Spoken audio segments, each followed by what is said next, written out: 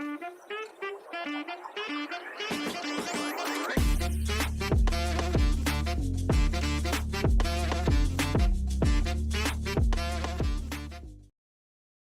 gonna put my shoe quick too.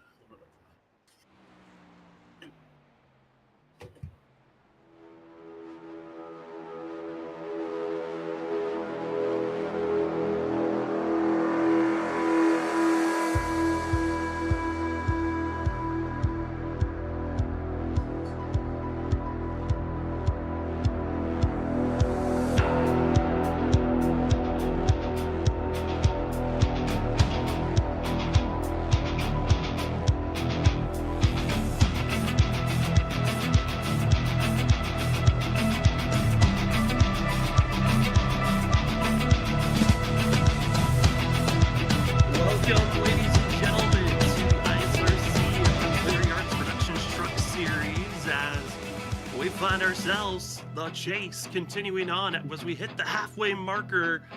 Tonight, we find ourselves with the seventh season. The playoffs look pretty absolute. There's one driver dominating, but we enter into a mixy part of the playoffs where we don't know if we're going to be finding either victor or not, as we find ourselves for the Bigs 250 here at Sonoma. Cannot believe it. It's been a wild playoff season as we've just got done with Talladega as well with North Wilkesboro. We got to see Joshua Stovall take a victory at Talladega 3 weeks ago. Last week, it was John Forbes who in dominant fashion got it done. But tonight, could be seeing more dominance. But who will be that top driver as we're heading to our final road course of the season here at Sonoma? My name is Sam Dyer. Joining me up the booth is going to be Zach Hall. And Zach, plenty of racing action we've seen throughout this season, but it's race 15 here at Sonoma. It should be one of the easier races to pick. If you look at the past, it's been whoever gets the pole usually is the winner, but here this season, looking at practice, there's a lot of threats as we just start qualifying. There really is, Sam. There's a ton of threats right now from the practice times that we've seen, so this qualifying session could be very, very, very close. I mean, really looking at it, we had about 7 to 8 drivers within a half a second of each other. So really it's going to come down to who can put the lap together. And I think that's the one thing that comes the hardest in qualifying, especially a technical track such as Sonoma with all the elevation changes and technical braking zones that they have. This place is going to be really testing to see who can put the full lap together. Sometimes you don't get everything perfect, but it's just enough to get that pole position. Tonight's race, qualifying like most road courses, it's going to be a little bit longer. It's 10 minutes in time the drivers are given, only 2 laps still to find their fastest lap. But if you find yourself going off course, or if you find yourself cutting a corner, that can invalidate your lap time, and you do not want to find yourself starting in the back. It could be a long day. It's a little bit of a smaller field than what we've seen as we are in this final road course. Some drivers feel like their season's already done, and they're not feeling like they are going to be able to show up, but some drivers that are still in the hunt for the championship, one of those being Nick Crawford, needs a solid day. The point differential entering into tonight's race is 32 points from your top driver of John Forbes back to being tied with Nick Crawford and Vincent Soar for second place. I mean, Zach, it's one of those races where you know that they need to have a good day, but with having less than 20 drivers out on track, it's going to be tough to make up any type of big points on your competition. It's got to come down to those stage points and winning the combination of both. I agree, Sam. I think winning is going to be the big thing, of course. 10 bonus points given out for that victory. So that's a huge chunk of change that you can take with you that John Forbes got last week at North Wilkesboro. We saw how much that really was able to grow things for him. And historically and stats-wise, this road course here tonight should be probably the best opportunity for these guys to gain in these final few races on John. But from the practice session, he's been very, very quick, and we know he's not a slow road course driver. It's just he's not normally winning the road course races. He's more of a top 5 right out, fringe guy like that. So it'll be interesting to see if he's picked his game up tonight, knowing that he's trying to not let these guys cut into that lead as much as they possibly can. But like you said, there's not a lot of opportunity too with the amount of trucks we have if he has a major mistake where it could limit that loss that he has.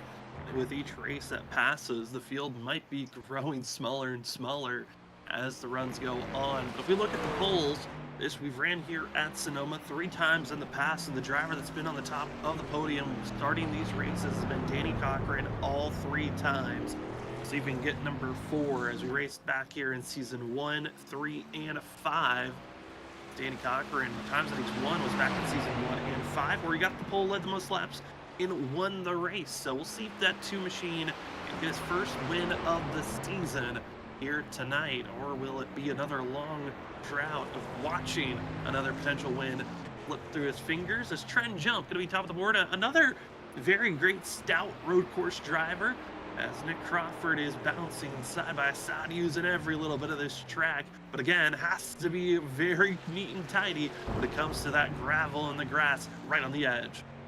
For majority of the field here, we're seeing some good pickups, so we'll see how the laps start to form for a few. Nick Crawford right with a slow first lap. We'll see if that second lap is what he needs to sit on pole position. We know he's a very great road course driver, but his teammate, points leader John Forbes, we see on the screen, he's looking to put down his first lap. And as we said, that the Sora brothers, they've topped it 1-2 at the moment. It says Thomas Green, even he's going to jump up to that 3rd position. So Green there showing good strength from practice, carries it over to qualifying.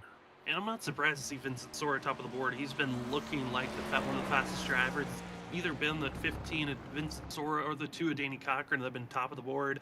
And those 2 continue to show to be the big threats of the night for qualifying, as John Forbes, hard braking zone here into turn number 11. This is going to be one of those places that you try to set up for the speed, as you're seeing drivers to get extremely wide to set up the momentum, go across turn 12, where you're trying to go almost full throttle across the line, setting up for turn number 1 as Forbes gets ready for his 1 true lap that he's going to be counting for. Up the hill here, bouncing over those bumps in the turn 1 over to turn number 2 is going to try to get a good exit, and that's a key crucial spot of the track to get a great exit as you come down here. This is a downhill left-hander into an uphill right-hander. Very tough technical spot. There's blind as you crest over that hill, and you see him fighting the rear end as he did crest that hill. Now down into this right-hander, very tough over the curbs. You're just pretty much hanging on for dear life, and into one of the best passing spots on the racetrack here, down into this right-hand hairpin. As now the downhill through the S's, he's going to be John Forbes setting up these corners. And looking at the field, looks to be a 1-lap attempt for a lot of the drivers. Further on back, some drivers attempted a second lap, but all the grip is here for this first lap attempt. Seeing from John Forbes around turn number 10, hard and easy to go off track there, and that's the mistake you don't want to see. That is very close to going off track. Saw a little bit of dirt drift up, and it looks like for John Forbes, taking it wide with that one mistake, he had to make an audible, setting up for his second lap. He could not afford any good. Yeah, it was that one mistake, Zach, and now he's got to be going for another attempt on his last lap. The grip level not the same as that first. This is going to be very tough for sure, Sam. Like you said, the grip level not the same, and he already kind of showed it there. Missed turn 1, kind of missed the next part of the uphill right-hander there, and kind of got a little wide on the exit. So already showing, I think, a little signs of overheated tires, a little slide there through that corner. And that's just a tough thing when you make that mistake, go off track for 1 simple second, and it can ruin the whole entire lap out there. So tough to do for a few people. And another person I think who had his laps declassified is Danny Cochran. So huge moment here for some of the fastest drivers. Danny Cochran falling with an invalidated lap time, and there's not enough time for him to get back out on track to even attempt a second go. Cedric Hunter going to be on his 1 good lap, and we'll see if he attempts to go for his second one. But John Forbes will be one of the final drivers to really get a good lap in for the 11 machine. But Danny Cochran not going to get a lap in. I think Samuel Garcia, he's already announced that he will not be doing a full race here this evening, planning on going for a start and park for the 50 machine, as Samuel Garcia is not feeling too well here tonight, and we'll hope that he feels better for next week when we come back for Las Vegas. But Cedric Hunter on his 1 and only lap, he might have enough time for a second one, but the first lap for the Hello Kitty machine at turn number 11 into 12, hoping to top the board as John Forbes, his second lap was good enough for 6th place. The Hello Kitty machine on his first lap looks to be good enough to be inside of the top 10, and it will be 10th for the 13. He'll attempt lap number 2. He's got enough time to get at least 1 more lap in. and it's possible for him to find a little more speed here. I know Cedric talked to him a little bit before the race. He was struggling. He just said he could not find the speed out there on the racing course. So he's trying to find his marks, find every bit of rhythm he can, because that just helps so much when you get comfortable around a tough circuit like the Sonoma Raceway. So we'll see if the second lap does equate to anything for him. But other than that, it looks like everybody else laps are done. But you talked about John Forbes, he jumping up to 6th. That was a great job, I think, Sam, of kind of stopping the bleeding, because if he has a worse lap than this, he's possibly, I think, looking at around an 8th place position, because Reed and Jump very close on the lap times right behind him. Yeah, and with all the slipping and sliding that we saw in the first part of that sector, Cedric Hunter with a little bit of a drift through turn 10, able to keep it on course, so this lap will stay valid as he goes down into turn number 11. But I mean, the little mistakes that we saw in the early parts of that second lap for John Forbes, those could have been the small marks that could have pushed him inside of the top 5. Instead, he'll stay 6th, and Cedric Hunter, 10th on his first lap, hopes to get a little bit faster on his second. As we look at the lap times, he will not find advancement. He'll stay 10th on the board. That will officially finish out our qualifying for these drivers, as it's going to be Vincent Sora taking the pole award for himself. And I mean, Zach, for the 15, this is exactly what he needs to do. Be up front, lead these laps in. Hopefully he can stop one of the other drivers that's won this race, with Isaac Shelley going to be on his outside for the start of this race. Pole position can be so important at road courses, just to confidence. Sometimes you can go out there, not put a perfect lap together, put yourself a little bit into a hole you got to dig out of.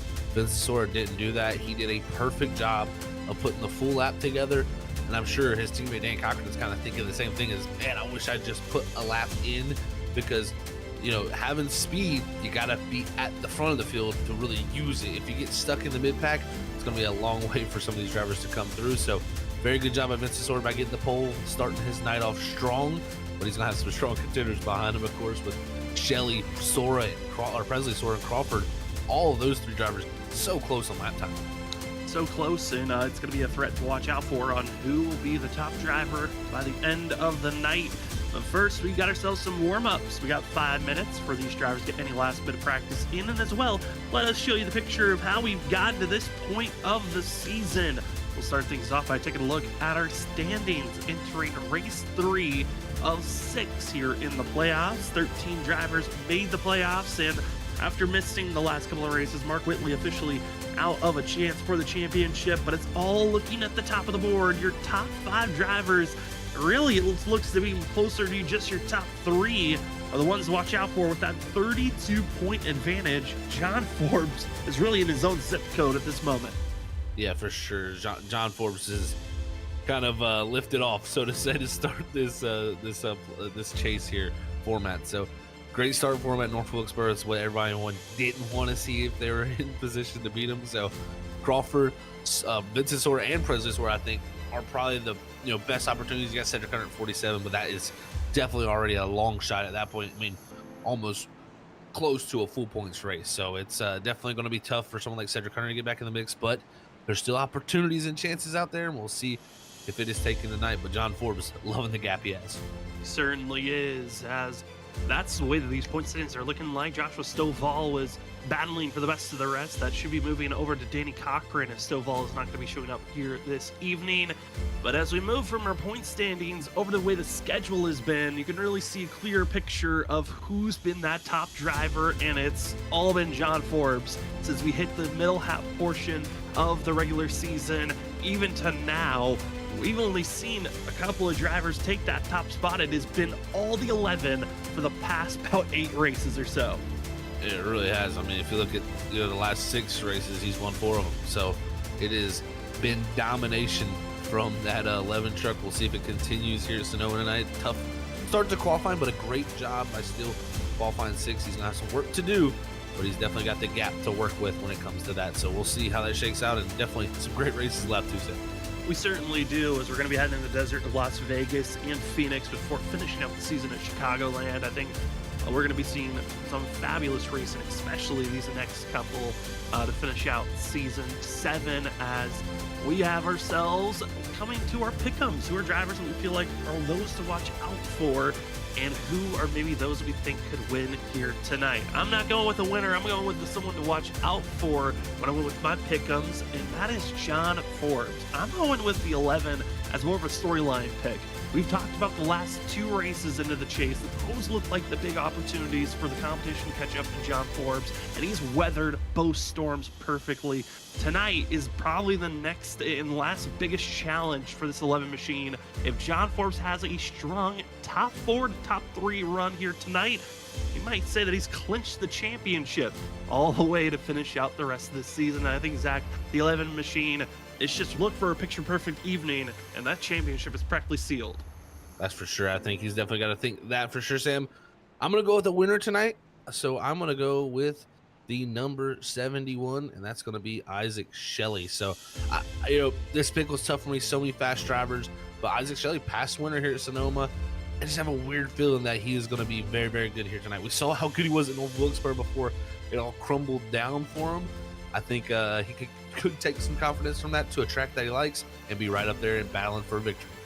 And the last member of our group, of our trio, is going to be Robert Moyer Jr., as he is our producer in the background, going to be taking the 46 to Trenton Jump, a strong road course driver that we've seen in plenty of past races.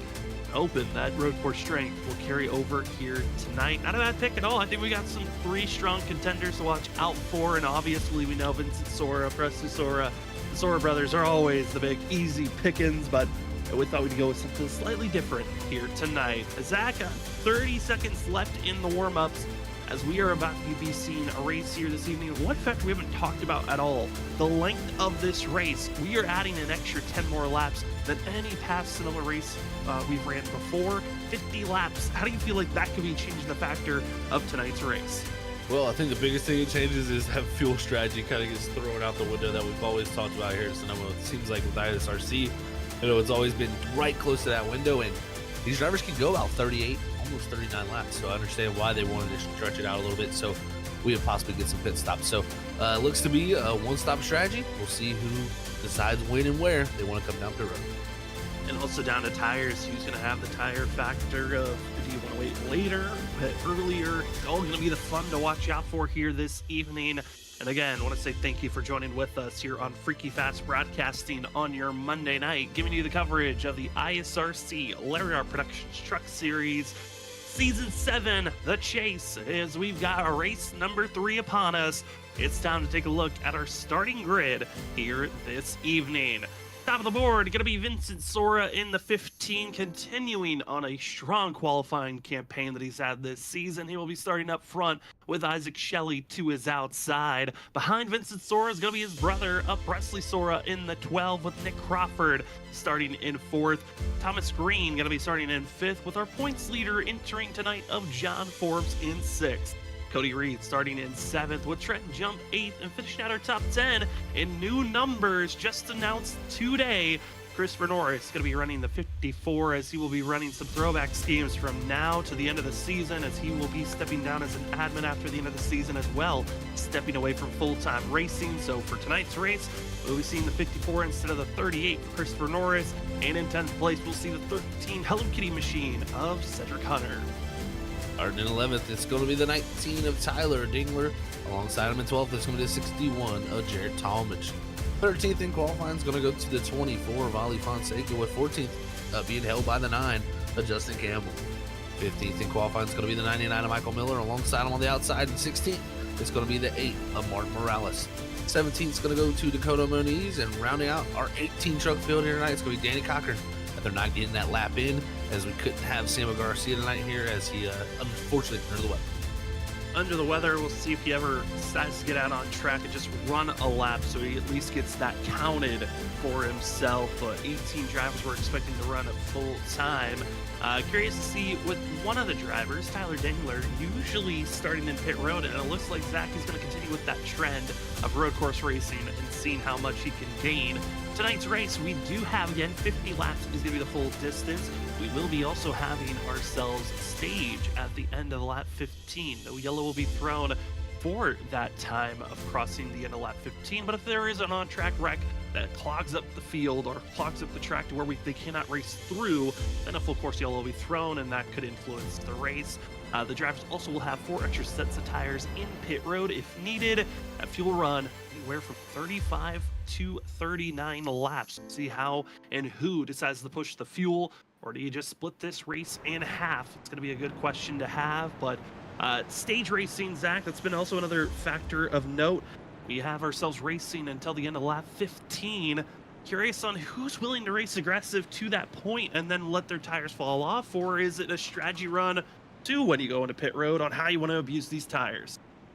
That is a big question. You know, I talked to a few drivers, and the words are that it's not too big of a fall off. You know, sometimes Sonoma here, especially when I was expecting it with the weather we've seen so far, you know, 88 degrees out there in the ambient temperature. So it's a very hot track out there for sure, clear skies. So I figured it was going to be a decent bit of fall off and some tire wear. We'll have to, of course, get farther into this race to really show those telltale signs. But I talked to a few guys, and they said they didn't feel like it was going to fall off too much, but they definitely said preserving your tires was still going to be key, as it always is here at Sonoma. So we'll see if someone does risk it in that early portions here to get those stage points, or do they try to take it for the long haul? And when do they come down to pit road? I think it's going to be a huge strategy call too. One driver will be having to force to go to the end of the line. That will be Presley Sora after a restart violation last week at North Wilkesboro. Ethan Smith also had a penalty because he's not racing here tonight. That penalty will be moved on to next week at Las Vegas. Up front, it is Vincent Sora, Isaac Shelley going to be your front row as they see the pace car pulling off. We ride on board with the 11 and get a sense of what it's like being 3 rows back from our leaders. But for the rest of the field, I know it's tension time. This is race number 3 of 6 in the chase. Who will hoist the championship at the end of the season? Tonight can be critical. It's the halfway race of the chase, as it's go time for Vincent Sora as well for Isaac Shelley, as the Bigs 250 is underway. The 15 gets a good launch up through turn number 1, hard braking into turn number 2, and this is a hard zone where drivers try to stay on track. Everyone looks clear, but as they throttle up, there's the looseness from Thomas Green, but everyone else luckily holds steady as they go into turns 3A, 3B, and it's all Vincent Sora as they exit and go downhill to turn 4. So tough to pass through 3A and 3B, and they got it done as now they head down to turn 4. One of the most iconic corners at this racetrack is you get very close to the exit of the wall there, as you see Talmadge had to duck back in, but now back into really one of the best passing opportunities you're going to see all night in this hard right-hander braking zone. You see Christopher Norris already trying to take advantage of that to the inside of his teammate Cody Reed, but I think they're going to have the single file here before the S's as they do. As seen the field just wiping back and forth as further on back, you're seeing Cedric Hunter, Justin Campbell, drivers that if they want a chance for the championship, they need to be up front and go for wins. Practically have to win out for the rest of the season if they want a championship, but being all the way outside of the top 10 for Jared Talmadge, Campbell, and others, they got to fight. And speaking about fighting, there's the 2 of Danny Cochran fighting all the way down. Started last, already up to 13th position. The 2 in just 1 lap has found every mark that's needed to almost already be inside of our top 10. Well, if he wants to get up there and have a position at a top 3 position or top 3 finish here tonight, he's going to have to be on it, Sam. So not surprised to see big moves out of that 2 machine after making that mistake in qualifying not to get those laps in. Next on his list, though, going to be that 9 of Justin Campbell with Jared Talmadge right ahead. Same with Cedric Hunter. So we'll see how he attacks this. But the 2 got a lot of work ahead of him in about 6 seconds to the leader. So it just shows you starting back here, you lose so much time. You have so much time to lose, but with the extra 10 laps that are added to this race, that is extra time. They could try to run down the top contenders of Vincent Sora and Isaac Shelley, but also behind this 2 machine is the 12 of Presley Sora. Again, Presley started with an EOL penalty from last week and doing a little bit of curb cutting as he goes down through the S's. This 12 machine is going to be following in suit with the 2 as much as he can to see how Danny could kind of be that spearhead to cut their way through this pack. And it does. Danny's definitely being that spearhead, so to say, and both these 2 coming from the back of the field are going to have a long night cut out for him. As now the 2 going to dive once again. This is the prime opportunity down here in 11, this hairpin, to get the passing done. And Danny Cochran putting that power down should be able to clear the 9 and Justin Campbell as they come to the kink in the straightaway. The 9 fights back as they'll be side by side here heading up to the hill, but I think the 9 just going to roll over now, knowing the 2 much quicker. And the biggest surprise of that lap, you saw it pop up on your top right.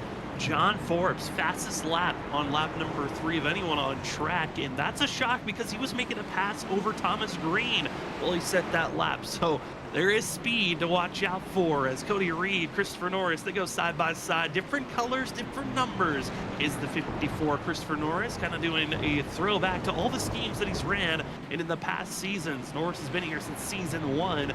The 54 number was what he started out all the way back in that season. This was the scheme that he ran in that first season, and kind of weird throwbacks to be seen, Zach. But for Norris, this is going to be a memorable rest of the season that he's having. That it is. Love the back bumper there for the 54 truck, but definitely putting the pressure on his teammate, Cody Reed. And Christopher Norris, I even talked to him a little bit before tonight. He wants to run better than the center road course. This is his bread and butter, so to say, when it comes to the style of the driver he is. So we'll see if he can get his way farther up into the mix, but I know he was struggling a little bit, didn't get that preparation and have the time to really get prepared for this race tonight. So kind of came in just trying to figure it out, and right now slowly starting to figure things out. As you can tell, he's finding a little more speed. Another lap down, and it's the 11 fastest lap, but he is not the only driver that sets a 1 minute and 17-second lap time, as Christopher Norris as well as Cody Reed, big slide by the 25, as Norris will take advantage heading down into 3A, moving up into 3B. This is where getting on the throttle is so tricky with the elevation change, and for Cody Reed and Christopher Norris, they continue to duel back and forth. It's the 25 in the better position down into turn number 4, but the rumble strips, they can be your friends, but they can also be your rivals and enemies, as the 25 and the 54 keep it together into turn number 5 and down through the S's for the field. Once again, trying to hold steady, but one driver having troubles behind. Out of turn number 5, it's Justin Campbell in the 9 who goes sliding around. Yeah, that was a little bit of contact between him and Jarrett Thomas. The 9 goes up the inside of the 61, and I think just kind of missed the turn and kind of got a little too deep, kind of caused the 61 and his paths to come together and turned across them off the 61. So we'll see on the replay exactly how it shakes out. But man, oh man, this is tough for Campbell, like you said, who needed an excellent night if you want to have any shot at getting back into the points. Yeah, and here's the setup down into turn number 4. It's a turn 5 where we're seeing Issue blossom up for the 9 machine. It gets right on the back bumper. Great launch at a turn 4, setting up for this pass, and just over the rumble strips and gets turned off the nose in 61. Watching the whole entire field driving on by, that's tough when you're driving and trying to get inside of the top 10 for bonus points, and instead you're now back in 18 seconds behind the leader, who is this 15 of Vincent Sora, who continues to each and every lap run a 1 minute 17-second lap time, but it's been a smooth 17-second lap time for himself because his competition, they have been going back and forth and really using up their tires from second all the way down to almost 5th place. And that's the key for Vince Story. It needs to be smooth. It can be continuous fast laps over, but as long as he's just being smooth about it and not trying to run qualifying laps and overdrive the truck, I think that he'll be in a good position. But right now, Shelley has a huge threat because Nick Crawford has been all over the back bumper. Forbes is closed in as Shelley just not seeming to have the pace right here. Maybe a little touch there from the 74 to get the 71 going, as Crawford had to back out of that there, not to spin that 71. And looking back at the race that Shelley won back in season 3, that was a fuel mileage race where you saw a lot of different strategies being thrown out. Danny Cochran was attempting another fuel mileage race where he didn't want to pit, which kind of cost them during that run. Gave Isaac Shelley the lead early. Shelley is a road course driver, though, that we know in the early portions of a race and in a run is extremely quick, but it's that later run where he kind of has that sneaky speed. It's the middle portion where we're at right now where he struggles. Well, that 71, when it comes late to when drivers need to pit, I think that's when he starts to awaken once again here with these road course races. Completely agree with you, Sam. I think he's a driver that really conserves his stuff very, very well here at the road course, and especially Sonoma. It just seems like kind of fits his style. There is the case of that. Some drivers run very, very good at certain style road courses. It just falls right into their lap, and that might be the case here for Shelley, who is keeping it right at about 9/10 of a second gap there on the Vincent Source. So that's looking good to keep it steady. But again, Crawford once again looking down to the inside. And this is going to be his best opportunity yet here in the hairpin. Can he put the power to the rear tires? This is going to be the toughest spot right here as they head through the front straightaway, as the 71's not going to roll over. We saw the 9 Campbell give it to Danny Cochran earlier, but this is going to be side by side heading up the hill to turn 1. Squeezing up through the hill, and you really want to be on the inside apex to set up down into turn number 2, but Nick Crawford keeps his foot in the throttle, and Shelley has to back out early. Otherwise, he was going to be drifting out into the dirt, and instead of holding position, he'll fall into third, able to at least slide his way in between Crawford and Forbes. Shelley's fight isn't over just yet to stay inside of our top 3, but it almost looks like Forbes, he's just licking his lips and waiting to pounce on this 71. And turn 11, once again, this is where Shelley's got to be worried as you head down through the S's. This is the setup point where you need to build a gap over that 11 machine. Yeah, you hit the nail on the head there, Sam. Turn 10 going into 11 is going to be where John Forbes is going to be the most aggressive to the 71. And little mistake there heading out of the S's, so that's going to drop him back a little bit. If he can have a good turn 10 here, this corner, such a high speed right-hand corner that it's really all about the speed of carry. He's trying everything there as you see him off in the dirt a little bit. He's going to hard brake here down in 11, and he's just going to get to the 71, but not able to do what Crawford did the time before. Is now the 71's going to try to put the power away and drive from him. But the biggest thing I took away from all this, the battle that they had, Vincent Sora opened up about a 2-second gap. We'll see if Crawford can close that gap back down, so to say, or does Vincent kind of let him even close it down? Because, you know, you can kind of just let the tires come into himself here if you're Vincent Sora and not over push it here and let Crawford kind of try to cut to the lead. But you can't let Crawford get too close because we know how good his pace is. Speaking about good, inside of the top 10, up to 8th is Danny Cochran as he's gotten by Christopher Norris, now trying to set up to catch up to the other purple machine of Cody Reed. And again, Danny Cochran, a threat that we knew was going to be a driver to watch out for. The main reason why, like you said, we've seen him win 2 out of the 3 past Sonoma races. Probably could have won all 3 if he had made a pit stop during that season 3 run, as he was one of the top drivers to watch out for. But based off of practice times, Danny Cochran was 1/10 faster than Vincent Sora. He's lost over 4 seconds from the last time that we talked about time, and that's just been working through the field and trying to find spacing to get forward. So if you're Danny Cochran, I think a win might be out of the picture, but I mean, Zach, we look at the open, a top 5 is very much in the window here just in the first 8 laps. So you know Danny Cochran can catch up, but the win, that would be an impressive drive and probably the drive of the season if the 2 machine gets it done. Oh, if he drove from the rear of the field to the win here tonight, Sam, that would be the drive of his career for sure. I mean, that would put an exclamation point on his season after having such a lackluster one, so to say. So we're seeing the other driver that's coming from the rear of the field now, Presley Sora, try to make the pass on the 24 Fonseca. And if it tells you how fast Cochran is, he's lost about 3 seconds to Cochran through traffic here, this 12 has. So Presley Sora, very strong, qualified 3rd, and has lost that much time to the 2. So if the 2 just would have put that lap together, you never know what could have been for him, so to say. Presley Sora probably could have had a chance to win last week. The Sora brothers, got into one another and almost contact there coming out of turn number 4 as there's the setup the 12 was hoping to get by Ali Fonseca. Fonseca trying his best to dive into turn number 5, it just wasn't there. But last week at North Wilkesboro, saw the contact, getting loose off of 4 and then getting ran over by Vincent Sora, the 12th. Saw a great opportunity for a good finish at North Wilkesboro that kind of got thrown away. I'm curious on how tonight, having to start in the back because of a restart violation last week, what is the mentality for the 12? Because you had that great run last week, you're 4th in points entering tonight.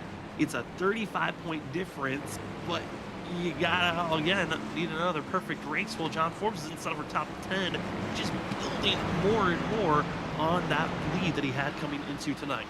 That's exactly right. If you're not ahead of him when we get to the state, call a lap, it will be more points lost for Presley Sora here. So this is definitely not what he wants to see. He needs to try to gain as many spots as he can before that lap comes up.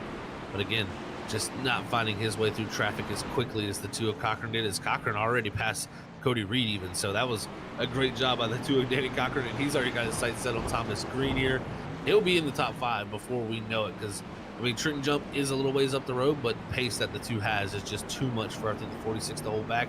So just going to be the question is, can Cochran get farther than 5th, because that's going to take quite the effort. Certainly will, but currently for Danny Cochran, he does have pace that would put him slotted in 5th place if we were just going off of the fastest lap that they just had this previous lap. As the laps tick away, we are closing in on the end of the stage. Stage 1 ends at the end of lap 15. It's based off of where you were crossing the start-finish line, so drivers know, hey, we are closing to the end of this stage, but it is critical to get as high up as you want if you're still in the chase to get those big points. And for Vincent Sora, Nick Crawford, as well as John Forbes, they're the top drivers right now that are trying to stay up ahead and get as many points as possible. Danny Cochran trying to play a little bit of spoiler. This too, not in the chase, but he is making masterful work, as that's another beautiful pass, as that was a lack of any lost time, getting by both Cody Reed and Thomas Green those last 2 laps. He's done an excellent job. I mean, last time by 18.581. Vincent Sora, our leader, was at 18.55, folks. So that's only 0.03 of a second faster than our leader. And I mean, that's just huge for Cochran, who personally, as you know, doing that in traffic is even more impressive. So this too, don't count him out. He has got a chance to go places here. It's just, will he run out of time? From our Season 3 champ to our Season 2 champ, Trenton Jump, driver that made it into the chase. But honestly, this has kind of been a bizarre season, I would say, for Trenton Jump. All the past seasons, this 46 has been one of the top drivers that you look at, you talk about, and you're talking about past champion, a driver that knows how to get into victory lane, always a threat inside of our top 5. This season, it's been top 10 and maybe a top 5. He's gotten 7 top 10s entering tonight for Trenton Jump, 2 top 5s, 1 stage win, no wins at all this season, and it's been kind of an underwhelming season for this 46, but I feel like that's the way it's been the last season or 2, where Trenton Jump has been there, but not the threat that we used to see in those early seasons here for the ISRC Truck Series. It has been very head-scratching to see this, you know. I mean, literally, you know, a couple seasons ago was possibly one of the favorites to win that championship, and, you know, it slipped away from him. So it's tough for your Jump here to try to get back to where he was. See Cochran there. I mean, he is willing to risk it. That's the one thing about the 2 so far I've seen. He is out there really using everything up for himself, and he's got to if he wants to close down this gap to Trenton Jump. So we'll see. I think this gap continue to shrink here. But I'll tell you another gap that is continuing to shrink, Sam. It's the one for the lead. Big chunks of time we're getting that last time by Nick Crawford, about a half a second quicker than Vincent Sora, and it's under a second. Is Crawford actually a little deep there into the hairpin that time, so he's going to lose a good chunk of that time that he gained. But Crawford does look quicker, and this is what Crawford has had over Vincent Sora. We've seen these 2 battle on the road courses now for multiple times, and it's always been Crawford on the long run that's had a Vincent Sora's card. We'll see if Vincent can figure out a way to stop this 74, because, man, he is just knows and has that knack to go forward. Same for the likes of the 71, who seems to be closing in also. In our top 2 currently, the top 2 drivers when we look at road course races, as Nick Crawford won our first road course race back at Road America, back for race number 4.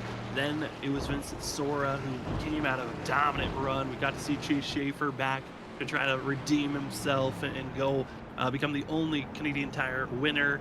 Wasn't possible. It was Vincent Sora that took that win back at race number 8 of the season, and it's been a while since we had another road course race, but it could be a defining moment of who was the better road course driver this season. Is it Vincent Sora or Nick Crawford? If either one of them win, they for sure take that crown if they were the road course ringer of that season.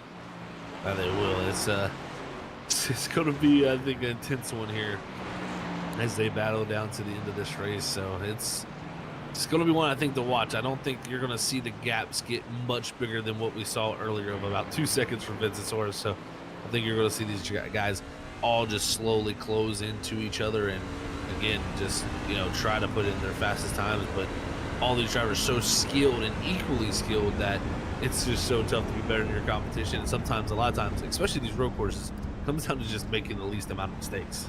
And also the fact of practice. I know yesterday, today, there's been a lot of points on practicing for a lot of the top drivers that were in the playoffs. I know I saw John Forbes with Danny Cochran, Ollie Fonseca, Jarrett Talmadge, Thomas Green, Nick Crawford was there for a little bit, and they were all trying to find ways to get a little bit faster here, there at this track. And they're showing those that were willing to practice at the road courses are showing that why they're threats to watch out for. With seeing Crawford, who, as said personally, this isn't one of his strongest road course tracks, but he is showing that put the time in, you certainly can look like you're this is one of your stronger tracks. Crawford is slowly inking every little bit out of this truck to run down the 15 as we are about to be starting the final lap of the stage, and this is your final chance to get inside of the top 10 and get bonus points if you're looking for them, if you're in the chase. Oh man, this is going to be quite the battle, Sam. I tell you, these two have been so close when it comes to the road courses all season long that it's really been coming down a lot of times. How good does Nick Crawford prepare? And like you said, this has not been one of his better road course races. Oh, look at this battle actually happening. Is Presley Sora, older brother of Vincent Sora, is trying to go around the outside or inside there, and now the outside of the 54 of Christopher Norris. So let's see if he can get this work done, because this is closing in here too. Next time around, we'll be scoring those stage points. This could be another point valuable for this 12 machine. 12 wants to stay in a champ for the hunt of this championship. He needs to close in the gap even more. If anything, I think Presley needs to get at least up to 7th or even up to 6th if he wants to say he still has a chance. But being held back by Christopher Norris in the 54, not really showing any chances of making this pass just yet. But there is going to be a point in this race where Presley has to make that hard decision of, do I use this bumper and how do I associate myself to get by this competition? Because I know for this 12, he's seen the good, he's seen the bad of this league at times where some drivers are willing to use each other up. It looks like for the 12, the tires just aren't there to go for that more aggressive approach. But instead, up front, it is looking to be it's going to be Nick Crawford, Vincent Sora, also going to be seeing Isaac Shelley and John Forrest stay in line as Vincent Sora takes another stage win for the 15 machine. They win the stage with Crawford in second. Shelley takes third, fourth. Going to be going to John Forbes till 11, climbs up turn number 2 and sees a glimpse of Isaac Shelley, but that's the only driver really he can see in his screen, because those top 2, they are gone and on their own. That they are. And I tell you what, for Forbes here, I think now he needs to set his focus on to the driver behind him. I don't know if he's going to be able to necessarily, keep up or battle with the top 3 here. It just seems like their longer run pace is starting to separate themselves from that 11 machine. But this 2 right here, I tell you, he's 6.2 seconds back, so just over 6 seconds. With the speed he has, he can, I think, catch this 11 before this race is all said and done. We're only 16 laps in. We're not even to halfway. So I think don't count this 2 out, and that would be huge for the likes of Vincent Sora to gain more, to gain more points on John Forbes. So he's really, I think, willing his teammate to try to get up there. I think even Crawford would love to see something like that happen. Even though John Forbes is his teammate, he would love to see people get in between him and John. Certainly would. Well, here's your top 10 rundown of who's getting points. Stage winner getting 10 bonus points for being up front at the time of the end of the stage goes to Vincent Sora. Nick Crawford going to take 9 stage points. 8 stage points goes to Isaac Shelley, and 7 goes to John Forrest. Continues to dwindle down to Danny Cochran, Trenton Jump, Thomas Green, Cody Reed, Christopher Norris, and taking the final stage bonus point goes to Presley Sora in the 12 machine. So a lot of battling back and forth, but our first attempt to make a pit stop going to be the 25 Cody Reed. And this is right on the limit of making it to the end, and Cody Reed wanting the advantage on tires. Be pitting now, which I think this is a shock, because he's only going to be running about a second faster than the rest of the field. I would have thought for sure he would have tried to go for at least a couple of more laps before pitting, but this looks to be the one and only stop for the 25. He's going to go the long route to the end of this race.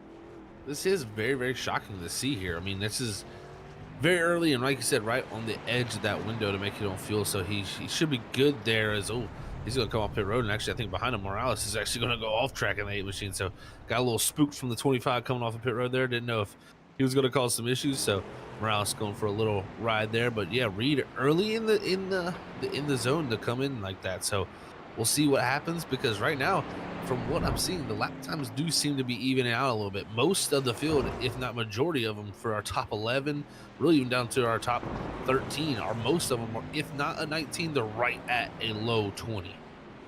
See how that's going to ebb and low as this race progresses on it. Pit road's going to be calling in the next 5 laps or so. One driver has already called it an evening.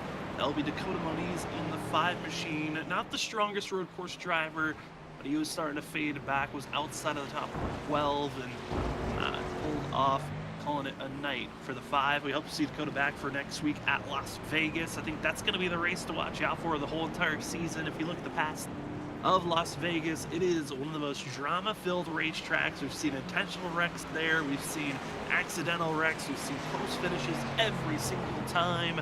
You do not want to miss Las Vegas, because usually what happens in Vegas doesn't like to stay there. On the week after, we had Phoenix, finish out the season at Chicagoland. These final 3 races going to be perfect ways to finish off a season that has had its ups and downs. A lot of parity on who can get into victory lane at the start, but it has been kind of solidifying. It's between Vincent Sora, Nick Crawford, and John Forbes, who will hoist that championship here this season.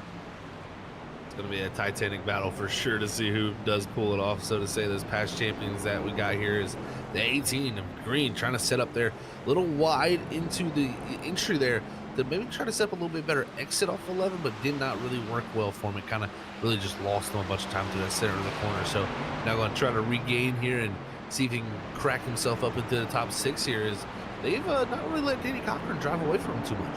And no, they've been trying to stay at least semi-attached, so if there's a mistake, they can try to capitalize it or at least close in the gap. So once pit road and getting fresh rubber maybe change the aspect of this race. And that's where we're getting to, of how and when do you want to pit. Is the undercut, pitting sooner than the driver ahead of you, the major advantage you're looking for, or is it the overcut, pitting after the driver ahead of you pits? I think that's going to be the fun flip of the coin here tonight. Is it which strategy is truly the one we want? Because I usually when we talk about strategies at the ovals, it's usually, like I like to call it, the Goldilocks effect. It's that driver right in the middle that usually has the better strategy instead of the one pitting extremely early or extremely late. But here on the road course, I know, Zach, it's very different on when you really truly want those tires. It really is. It's so tough to pick and choose the right moment. You know, we got our top 4 all within 5 seconds of each other. Really, when looking at this, if you come in and pit right now, you're gonna be about 1.5 seconds faster if you come out on the racetrack just straight off the bat. You know, so you will be able to gain chunks of time if you're like John Forbes, Isaac Schiller, if you were to undercut the top 2 up front. But at the same time, you're kind of putting yourself at a disadvantage later, where they're going to have that little advantage over you as the run goes on. I think really the zone we got to watch for, though, is Crawford and Sora. It's about a second gap. So if Crawford does pit a lap earlier, in my opinion, he jumps him because of that delta of the lap times on the old to new tires. So we could see a swap with pit road being a factor, but at the same time, right now, I think Vincent Sora, his goal has got to be to try to open that gap up to not allow that to happen. As we are 20 laps in, just about to be inside the window of pit stop starting. We want to say thank you to everyone that's been watching with us here tonight on your Monday night. I think we're going to take our first commercial break of the evening.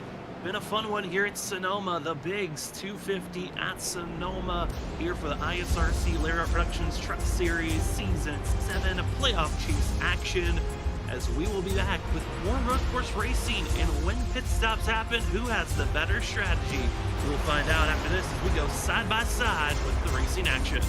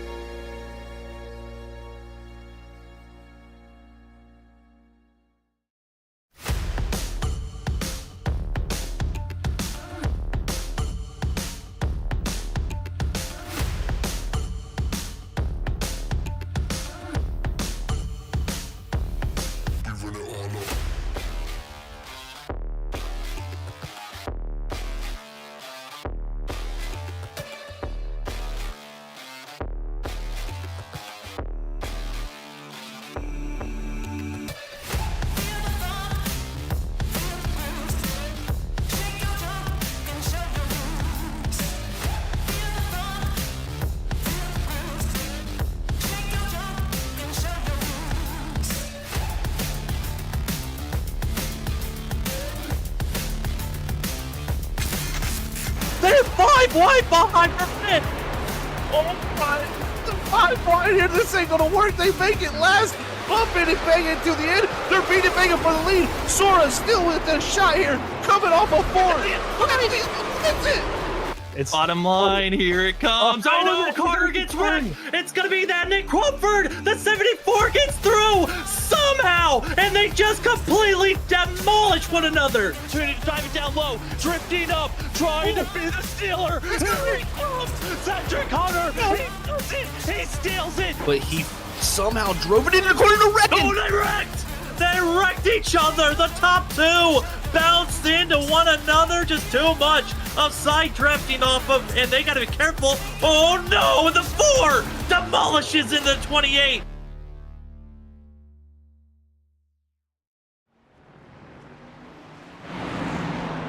And we are back, ladies and gentlemen, and pit road is getting busy. Already, we've seen some of our top drivers hit pit road, such as Vincent Sora, Nick Crawford. You saw there, it's Campbell, Oli Fonseca. They're now making their march into pit road. A couple of others have already made their stops as well as Thomas Green, Cody Reed. And now it's time to see who's making the better call. Is it pitting earlier? Is it pitting later? As we're just about to be hitting the halfway marker of this race. And I think if you're some of these drivers up front, I like the call from Isaac Shelley in the 71. Trent Jump staying a little bit longer. Might be losing time, but their competition is going to be those behind them to watch out for. But once again, thank you for joining with us here on Monday nights for the ISRC Lariat Productions Truck Series. You are watching the playoff chase action, race 3 of 6 rounds, as it's the Bigs 250 at Sonoma. My name is Sam Dyer. With me is Zach Hall. And Zach, it's really been the Vincent Sora show to start this thing off. But with all the pit stops and everyone moving around, there has been a shift on who's leading between those two.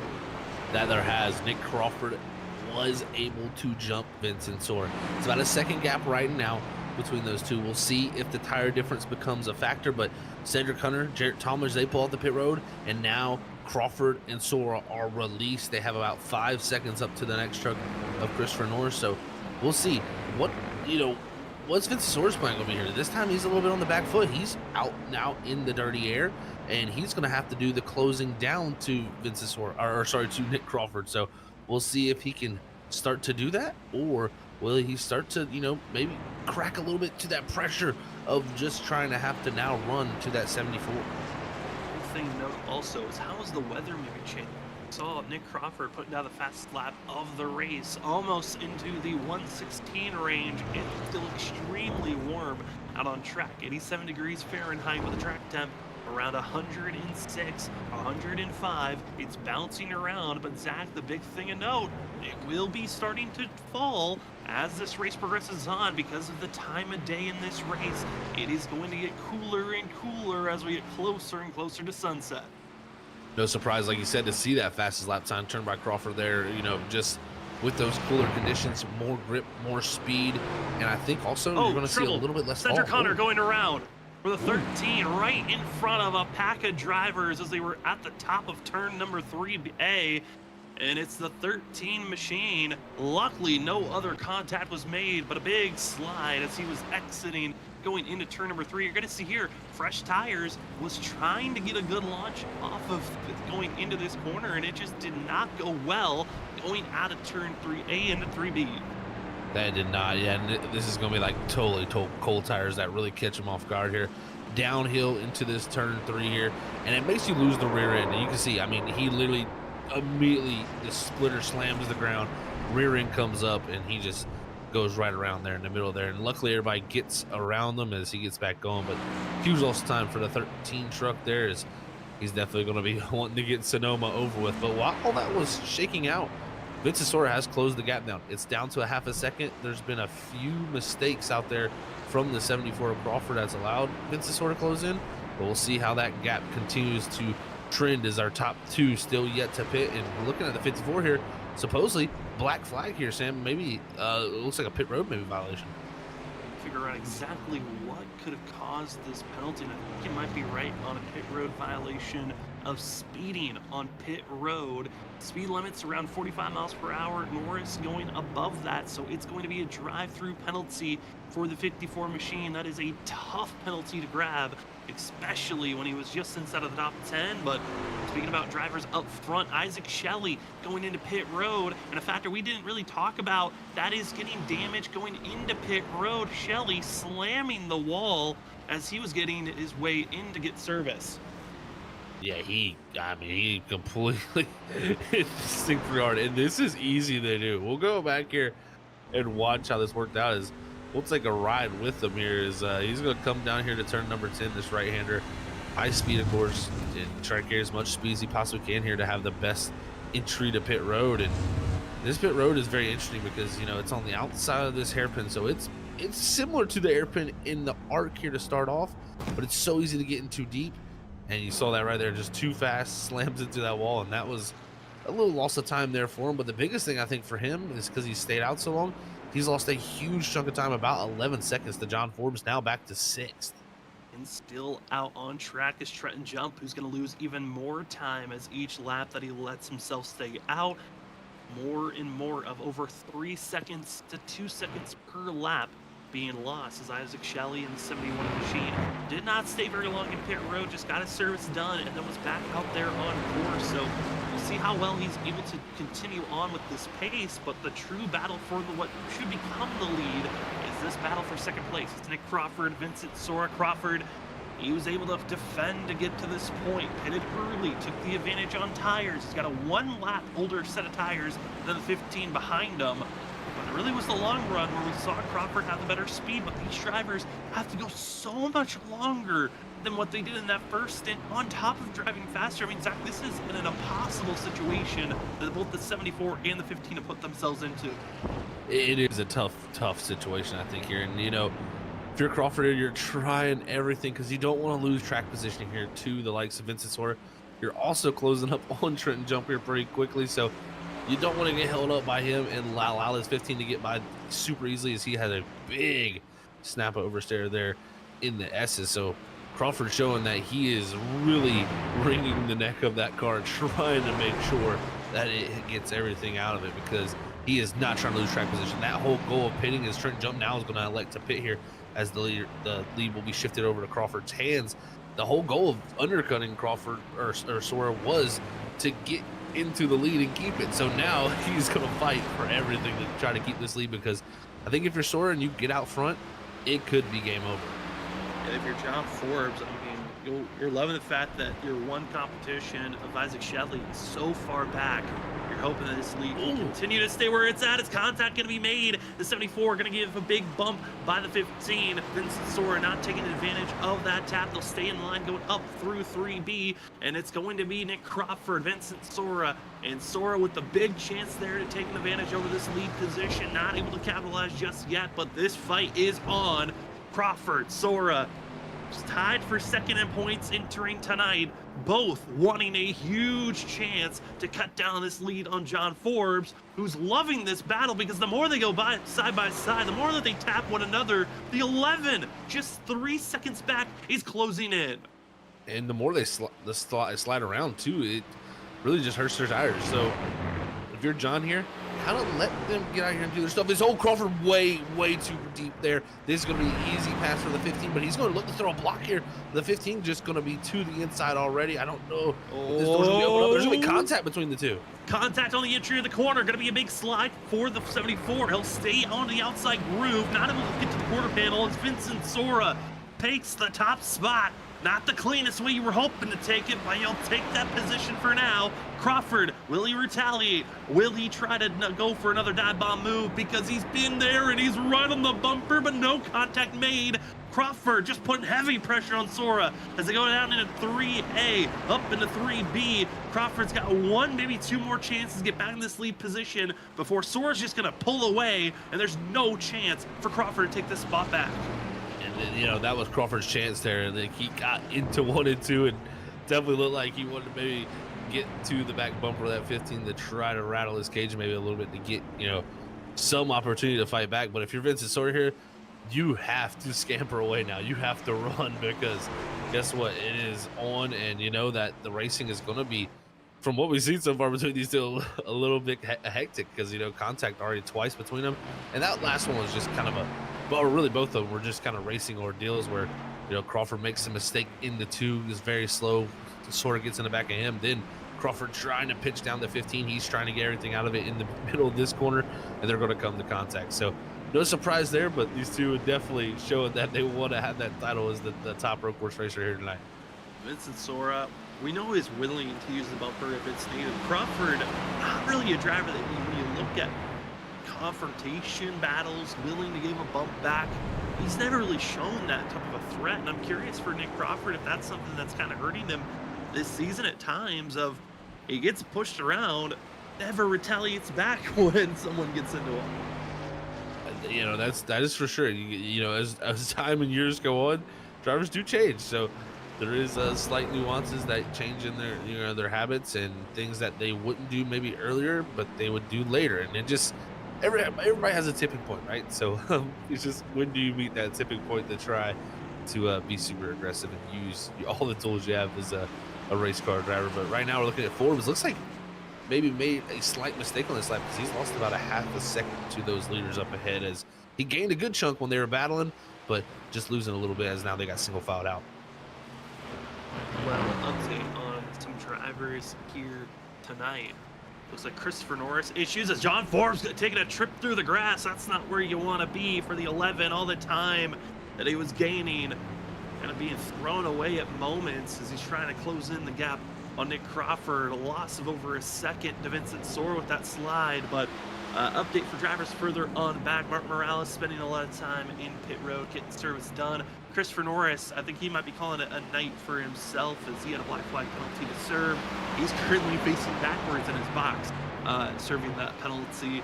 And here is the battle between the two machine, as Michael Miller going for a trip into the grass as the 99. Gonna go wide for himself as Danny Cochran getting by lap traffic, currently in 4th place and 6 seconds away from John Forbes, but Danny Cochran going a little bit for a trip, gonna be grazing some grass for himself. And I mean, seeing these moments right now, I mean, Zach, it's fight, it's go for it moments, but all these drivers made their final pit stop. These tires, I'm worried if we might have to have forced to see maybe a second stop with the amount of rubber that's going to be lost for this crew out there on track. And with the times picking up, it's only going to equate to more, you know, more speed, more load, more heat generated. So it's going to be an issue I think we're going to have to contend with till the drop of the checker flag, unless someone elects to pull out a 2-stop strategy. But wild to see a lot of people going off into the you know, the sand or dirt here tonight, and it's not been having too many big issues really. I mean, you know, we've seen Forbes and Crawford there multiple times there at last lap go off in 10, and you know, at some points you would think someone would wreck as they got off into that, but they did a great job, just kept the wheels straight and kept going, and you know, lost about a half a second at a time, but it could have been much more worse. So definitely I think those drivers are going to be coming out of that situation saying, wow, that wasn't as bad as I thought when I probably had that mistake first happen. Sora, again, like Danny Cochran, has started so far back, have done a great job to mount themselves inside of the top 10 for the 12 machine. Other great battles that have been happening on course. Closest battles on track currently for 10th place, and they have been dueling back and forth. We're going to see a wreck. It might be from this trio. We got Jared Talmadge, Justin Campbell, Ollie Fonseca. Got a thing for Justin Campbell. He's finally back to where he was at all the way at lap number 4 in this race. Challenging, trying to figure out a way to get by the 61.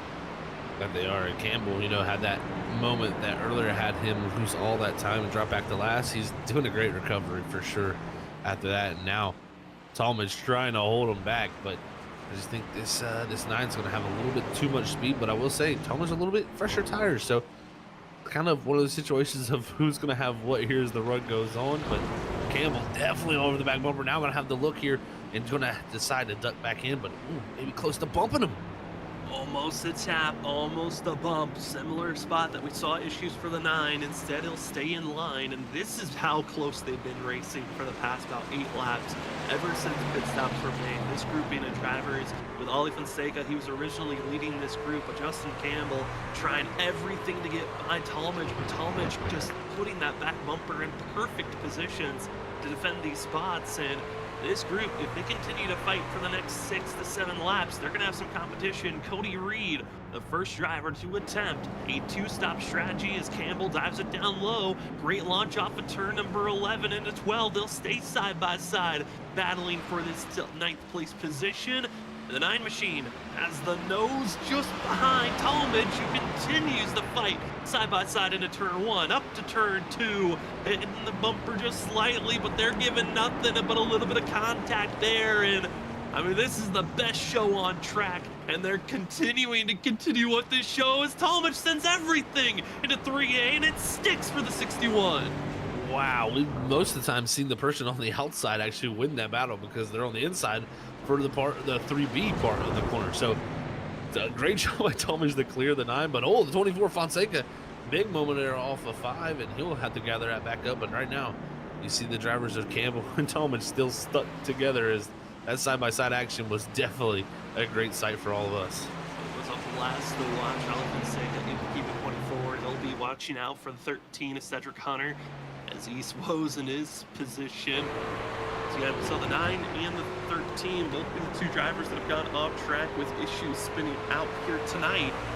They've done a decent job recovering, as Justin Campbell, I mean, he is giving it all at this moment, and almost another tap through the center of turn 11, fighting off the exit of the corner. And Talmadge is good for now for another lap, but there are also other great battles that are happening on course on top of this, and it's drivers with fresher tires.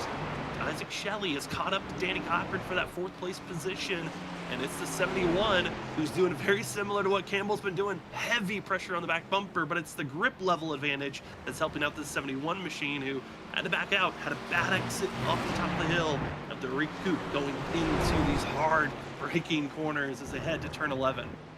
Been 2 tough laps for Danny Cochran in the 2. He's had great speed and had the gap under 6 seconds to John Forbes ahead of him. That gap now 8 seconds, so he had some big mistakes, so to say, in really his last 4 laps. And what I think a lot of those mistakes have come down to, like you said, Shelley on the fresher tires has caught up to him, and sometimes just having that driver catch up to you pressures you that much, little bit more, to push that little bit harder to try to fight him back, and it just becomes a downward spiral for yourself. So if you're Cochran here, you know you want to fight the 71, but at the same time, the 71 with much fresher tires is most likely going to motor around you. Battling with each other is only going to hold both of you up. And I think if you're John Forbes, you love this sight, because Shelley was, I think, going to be the one he had to watch out for as this run went on. But right now, with the gap continuing to grow, Forbes is loving everything he sees behind. I think for Shelley, though, he's getting a little bit worried. He has to slow down slightly more each and every corner, because Danny Cochran's doing some frantic moves that kind of put the 71 in danger, that he decides to back off instead of trying to pressure for any attempt of a go. And each lap that you waste on trying to get by this 2 is just more wear and tear on the tires. It's more dirty air, and it just doesn't work out for yourself. But trouble for Jared Talmadge in the 61. He goes around, and it's trouble between the 61 and the 9 machine off the exit of turn 2. Ooh, and this one's going to be an interesting one, Sam. I tell you, ooh, this replay might not have the greatest light on the 9 here. I don't know if he made a mistake, and maybe that's why the truck goes right off the exit of turn 2, but looks a little bit interesting here, so to say. As these 2, again, I'm battling so hard. We also saw him in the 9 go around earlier. That was off the likes of the 61, the contact they made. So these 2 haven't, been unfamiliar of the contact between each other, but right there, just the 9. I don't know if he gets loose, Sam, and goes right, but it's just a weird, awkward moment to turn right there and hook that 61 on the straight. Yeah, I mean, it looked like he was working on trying to get that thing moving straight. And when you go with an on-board cam of the 9, it looks like it's a lot more just trying to catch the car as it snaps loose. While if you go on the outside point of view, you can see those tires. It looks a lot more intentional than what it meant to be. This battle has been going on for about 9, almost 10 laps. Finally comes to a conclusion. This one wrong move, getting maybe a little bit too much on the outside. You're going to see here of Justin Campbell. He's working the tires, snaps loose, trying to save it, and ultimately to 61, got off the nose of Campbell, and Campbell takes that position and tries to motor on away from Ollie Fonseca and as well Cedric Hunter. That was definitely not intentional at all there. The 9 just, like you said, I mean, he was countersteering the whole time there to the left. and the truck was going to the right. So it just shows you what he was fighting with there, and just unfortunate there that Talmadge goes around off the nose of him, but it's kind of awkward because that was almost identical to what we've seen into some other corners with the 9 and the 61. So it was definitely something those two I think I'll talk about later after this race. But now we check back in with this battle, as it's definitely the closest one still on the racetrack. Is Cocker's been able to solidify and kind of hold Shelley back, but man, these two just right now still losing time to the drivers up ahead of them. Yeah, losing time, and when you're battling so hard between one another, those tires fade away very quickly. Looking at lap times, looks to be Vince Sora about 4/10 to a half a second faster than the next closest person of Nick Crawford, and everyone else starting to space out into their own realms. There's just two close battles that are happening. It's once again the battle we see on screen between Danny Cochran and Isaac Shelley, and as well, close battle for 9th place, which is around that 9 machine, Justin Campbell. Campbell being threatened by Ollie Fonseca, and soon to be getting closer and closer of Cedric Hunter. So I don't think this 9th place position is over yet on who's going to have it, as Justin Campbell about having more threats, unless Ollie Fonseca just throws it all away, as once again, big scare off the exit at turn 4. Big scare for sure off the exit there, and that's, you know, very much a spot of the track that we see problems. Is Fonseca hopping curbs there. That is a sketchy thing to do. That can get away from me very quickly. Is he's got the licensed Cedric Hunter, who's trying to recover from his mistakes earlier, his spin in 3A, and Fonseca here, going for a ride here, Sam. And there's the wall we've been talking about, drivers trying to stay away from, and Ollie Fonseca just grazing it slightly. Cedric Hunter takes the advantage as Ollie Fonseca almost got squeezed into the pit barrels for a moment. But the 24, those tires, the woes, they only will grow more and more, because sadly for this 24 machine, as we take another look at this incident from an onboard view, I mean, just loses the car completely. And here's first going over the rumble strips. That is already a big question of why are we doing that? They're trying to cut the course, make it a little bit straighter. It's the reason why, but it's with so much risk. And then at this point, Zach, I mean, you're kind of left to your own devices of how the track is going to take you. As you see there, just no grip at all. And it's Ollie trusting and hoping, but racing the wall as he exits and gets back on course. Whew, that could have been a way bigger disaster for him, but somehow keeps it somewhat clean there. And, you know, that moment was definitely a little bit, you know, intensified by him getting a little bit into the dirt too in the left-hander before 10. You know, that corner really sets you up for the turn into that right-hander, high-speed right-hander at 10. And it seems like he made that first mistake there, got in too deep, and from there the rear end was gone. So good job staying out of the barrier though, because I thought it was done when he was sideways pointing like that into the apex at 10. More likely you're going to end up wrecking something, but he somehow decides to keep it from completely being destroyed. Does get that position, but still at the end of the day, still clicking off laps and having an opportunity to go forward. As right now we're watching the likes of Trent jump on some of the freshest tires in the field, looking to march his way back through. And some of the freshest tires, and those that decided to stay out as long as possible, was going to be this 46 machine, and up to 8th place, putting pressure on Presley Sora, not a bad pull at all by the 46 machine. And again, different mindsets on how you wanted to run the rest of this race. As Presley Sora, he's on 14 lap old tires. Trent Jump on 11 lap old tires. We still have 10 laps to go, and we know these final 5 laps is when these tires just fade away even more and more, and it's tougher to stay on course.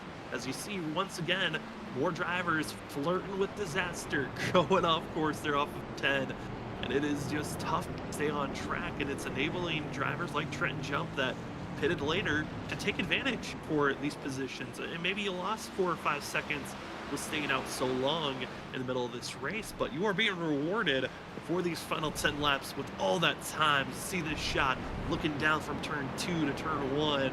You can see all the drivers making that climb up to the top of turn 2. That's the one thing I love looking at some of these shots from this track, is just the elevation change. To really get the full aspect, I think, of the elevation change, you have to be there. Unfortunately, I've unfortunately never been there. I know you actually have had the pleasure of going to this track, Sam, but you know, the elevation changes, the scenery, everything about Sonoma just looks so beautiful, and it definitely is a race that always has the eye candy. It certainly does. It's been a fun track. I know personally, I've gone a few times. Gone with Tyler Dangler. We went to go meet Ollie when he was helping out with ARCA teams last year. It's been an awesome track to go. Great in every time of the year. I know for iRacing, it has the summertime scheme when you got all the grass dead and it just looks like the desert. But you gotta say, when you go out for spring races, when hills are all green, that's probably my favorite time to go out to Sonoma if you ever do decide to come out to the track. But the elevation, it's tough on the cars. It's tough on you when you have to walk around the track to find your seats, that's for sure. So it is a tough track all around physically for the drivers, and if for those that would like to go to the track itself. It definitely is a physical attribute that you got to be ready for sure, going up and down these hills. I can tell you that much. I would definitely need to be getting back in shape for that, but these drivers are getting to feel the shape of this track because this race, enduring one now, being 50 laps, you know, this track, a very technical, very tough course, and it really works on not only your physical body, but your mind. So for 50 laps, these drivers are just having to stay locked in. It's almost impossible to stay fully, in tune to the race. But at the same time, that's what you have to do if you want to be the best out here at Sonoma. The battling for 6th, 7th, 8th. We keep the camera on Presley Sora, but it is all starting to squeeze together as Trenton Jump has faded just slightly, but Sora trying to take the advantage to catch up to the driver that's on the oldest set of tires of anyone out on track. That's Thomas Green. He's been out on course for 21 laps. He's been trying to stretch these tires to almost 30 laps to a run. The only driver that attempted that was Trenton Jump, as well as a few others when they were pushing that first set of tires as far as they could go. But this is going to be tough for the 18 to defend two quick drivers. I think for Thomas Green, the question is, how well do you want to defend, or are you just going to let these drivers go on by and just think about salvaging your own race so you don't accidentally overdrive a corner, throw it into the wall, and end up being one of the DNF drivers of the night? As 8 laps to go, soon to be 7, and it's Vincent Sora leading the way. And Zach, I'm curious about your thoughts for the 15, because he's coming into tonight and 32 points behind our points leader John Forbes entering this race. But when you exit out of tonight's race, you're going to be the stage winner. We're assuming Vincent Sora is going to be the race winner. That is some big points that you're gaining over John Forbes. That's a total of about 14 points that you're going to be taking advantage. It's not accounting for laps led, most laps led, and those attributes that you should be taking for the 15. I mean, you're basically splitting this difference in half after tonight's race, which has got to be feeling good if you're the 15 of Vincent Sora, who's felt like he's been on the backhand for the past 5 races to John Forbes.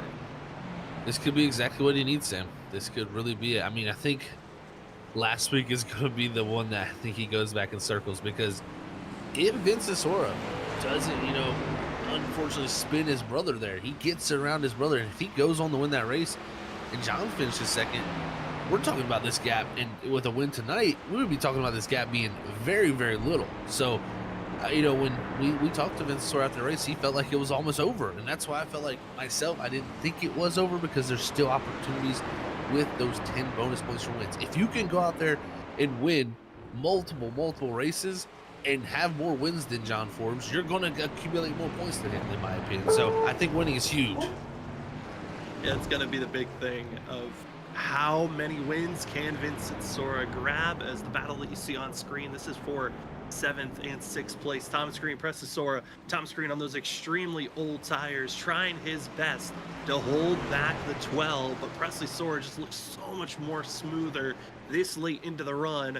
Well, the 18 is just scrambling for grip every time it gets into the throttle off the exit of these corners. And as this battle accumulates to continue on, the big thing to note to watch out for is Thomas Green, if he continues to hold back this 12, and can re-emerge Trenton Jump into this fight for the 6th place position as they continue to go back and forth. Another battle that's starting to emerge also is back in the 11th between Paulie Fonseca and Jarrett Talmadge, as Talmadge has caught back into a chance to go after these positions that he had lost after being spun around off the nose of the 9 of Justin Campbell. And Talmadge, Green, Planet Sim racing teammates, both in their own different fights, as it's Talmadge trying to be the attacker, and it's Thomas Green in 6th being the defender. It is. Jared Talmadge having a wild night. Same for Ali Fonseca's. Ooh, he's going to lock up that right rear tire there under braking. I think going to have a little bit of wheel hop, and that's going to bring Talmadge, I mean, you know, from multiple front legs back to right on the back bumper. So this is going to just open up an opportunity for the 61 this lap to try to take the position with 6 to go. And man, oh man, for Talmadge, he's just trying to salvage something out of tonight. And oh, it's almost going to come to contact there. So they're close through turn 2. Jared Talmadge, again, he has been around Ali Fonseca for most of the night. 61 just wants to get done with this fight and move forward and have a chance to go after him. It's very unlikely that catching up to Justin Campbell to get those positions back will happen for the 61 machine, but if he can cleanly get by Ali Fonseca now, chance to go after him. Maybe Cedric Hunter is there, but first you got to get by this 24. Hard slide by Ali Fonseca, able to defend, gets onto the throttle quicker than the 61, but as the downhill starts, you see the big bump going over the rumble strips as they go through the S's, cross turn 8, setting up for 9, and they start the setup to where we've seen Ali Fonseca have mistakes in turn 10. Here we go, big slide, staying down low as Fonseca trying to stay on the racing surface, just grazes the dirt, able to stay on track as they go into turn number 11. And once again, just surviving is the 24 that's scrambling to keep this position, but just looks like the 61 is there every single time. Wait for that one mistake to take this position away. Oh man, Ollie's had a few mistakes tonight, but he's trying to make none right now because Talmadge has definitely got the pressure on him, so to say. And you know, Fonseca here doing good enough to hit with his exits. Really, he's not getting the greatest lines. His apexes are a little bit off, just kind of missing those corners, but is making enough speed off the exit to really make it tough on Talmadge here. And again, using every bit of the racetrack too. So it's wild to see them dipping tires off into the dirt like that and not really losing too much speed. But it's a risk I think the 24 is willing to take here because he knows this is all for nothing. As we've been distracted with this great race action, one driver has done a great job of closing in the gap. We've got a battle now instead of just for 6th. It's now for 5th. It's to Isaac Shelley, Thomas Green, Presley Sora. Those 3 drivers now on top of one another, kind of scampered away from Trenton Jump, who I thought was going to be more of a factor here late instead. I think you might have to just wait and see what this battling turns into, because you move again away from one Planet Sim Racing driver, you move up to 6th, where we see Thomas Green. He's done a great job holding back to 12, but now he's got a double factor. How do you hold back a driver as well as trying to set up a pass? Because Shelley looks to be losing all grip, and any chance of staying up in this top position is starting to fall away. And here comes Presley Sora down to the inside of the 18 of Thomas Green, and side by side here before the S's. I think Green gonna have the nose ahead here as they come down through. Who's gonna back out? I don't think neither of them will, and it's gonna be contact, and the 18's gonna go around off the side door of the 12. And it's Thomas Green down into the dirt. He's gonna be trying to gas it back out, get back on track. It's gonna be Justin Campbell. Luckily for Thomas Green, is around 11 seconds back once the 18 gets up speed, so without any more loss of positions, it will be at least saved to 8th place for the 18, but all that hard work now for nothing. New battle now going to be Presley Sora trying to get by Isaac Shelley, and will these drivers keep it together? Because we've got 3 laps to go, more like 2.5 for our leader of Vincent Sora. We got, again, those 2 great battles now turned away from the battle for 5th, also the battle for 11th, as Ali Fonseca and Jared Talmadge, they almost made contact at a similar time that we saw the Thomas Green incident happen.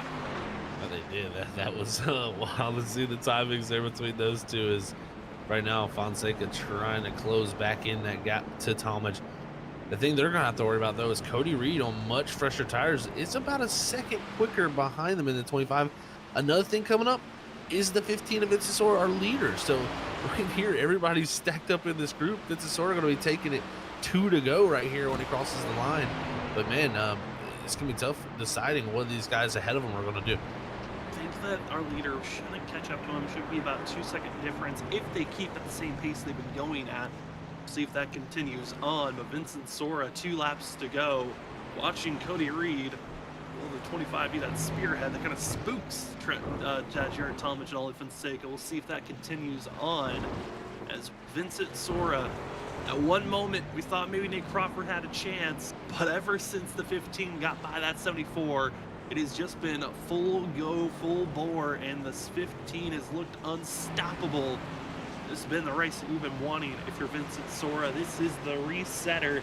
The first half of this playoffs maybe didn't go as perfect as you would hope, but the second half is setting up for every race to be in the hands of Vincent Sora. These are all tracks we've seen success in the past, and Vinny's got to be feeling good with a win here tonight as he's going down into turn number 11, about to be starting his final lap around here at Sonoma. You gotta say, if you're Vincent Sora, this is the markings of a championship run. If you can turn it around to become a two-time champ and tie John Forbes in that championship count, as the white flag is out for the Bigs 250 here at Sonoma, it's Vincent Sora leading the charge up through turns 1 and 2. There we go, Zach, your final lap for the 15. Final lap for Vincent Sora, and what a job by him.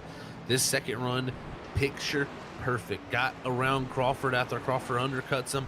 Did not make a mistake there. Got it done quickly and was able to drive away. And you know, that's a huge thing, I think, for this 15, because man, it has been a Achilles heels of his, of Crawford being able to run him down the long runs at these road courses. He's fixed that problem tonight, and he's been the dominant car. Won the last road course race when we were at Canadian Tire was the 15 Vincent Sora in a pretty similar fashion. He was up front challenging.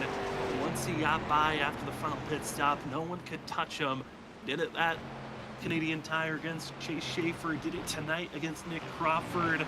And for Vincent Sora, he sees Cody Reed ahead of him. No other lap traffic even nearby. They're going into turn number 11 is the challenge between Ali Fonseca and Jarrett Talmadge. We'll see if that battle shrinks anymore. But as they exit out of turn number 11, it's Vincent Sora grabbing his second win of the season at a perfect time. The championship hunt is back on with Sora winning the Bigs 250 here this evening. There's other great battles that are also happening on track. The battle for 5th place is on, heading down through the S's. About to be going into turn number 10. It's Isaac Shelley, Presley Sora. 5th place is right there for Presley Sora, but Sora slides. He's trying to hold on. The dirt is calling for the 12, but he somehow stays on track. Down into turn number 11, the final dash, the final push. The 71 defends low, but it's the crossover move by the 12 of Sora. Is Presley there? No, he's not. He throttles up. It's all Isaac Shelley for 5th place. The 12 will hold for 6th position. That's going to be the last big battle. There's also a close one for 12th place.